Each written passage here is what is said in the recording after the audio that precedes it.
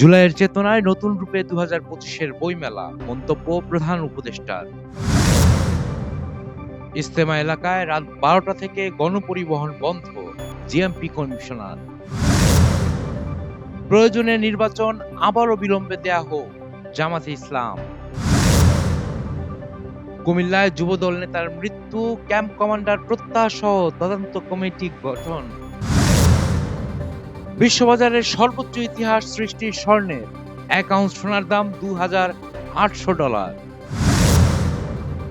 3 জিম্মি বদলে ছাড়া পাচ্ছে 183 ফিলিস্তিনি, খুলতে পারে রাফা সীমান্ত ক্রসিং।